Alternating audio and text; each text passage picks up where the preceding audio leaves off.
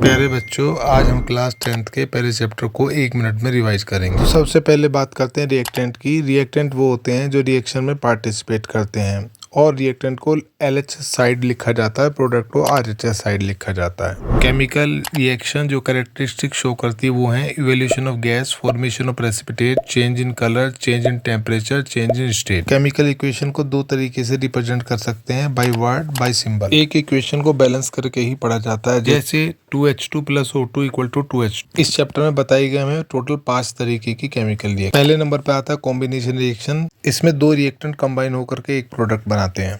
Second आती है decomposition reaction. Decomposition reaction 3 तरीके की होती है, थर्मल, फोटोलिटिक, इलेक्ट्रोलिटिक। में बड़ा मॉलिक्यूल स्प्लिट होकर के छोटे छोटे मॉलिक्यूल में टूट जाता है। नेक्स्ट आएगी डिस्प्लेसमेंट रिएक्शन। ये दो तरीके की होती है, single displacement, double displacement reaction. दोनों रिएक्शन रिएक्टिविटी सीरीज पर डिपेंड करती है, जिसमें हायर रिएक्टिविटी वाला लोअर रिएक्टिविटी वाले एलिमेंट को डिस्प्लेस कर देता है। नेक्स्ट रिएक्शन है ऑक्सीडेशन रिडक्शन रिएक्शन, जिसे रिडॉक्स रिएक्शन कहते हैं। ऑक्सीडेशन के केस में addition of oxygen, removal of hydrogen होता है। रिडक्शन में addition of hydrogen, removal of oxygen होता है। For example CuO + H2 = Cu + H2। Next है एक्सोथर्मिक एंडोथर्मिक रिएक्शन। एक्सोथर्मिक के केस में हीट रिलीज होती है एंड एंडोथर्मिक के केस में हीट एब्जॉर्ब होती है। अब बात करते हैं effect of oxidation reaction in everyday life, जो है कोरोजन एंड रेसिडिटी। कोरोजन का मतलब है किसी मेटल सरफेस पे ऑक्साइड लेयर का फॉर्मेशन होना। इसका most common example rusting of iron है, जिनको हम इन तरीके से प्रिवेंट कर सकते हैं। वहीं रेसिडिटी का मतलब है oxidation of fats and oil in food material.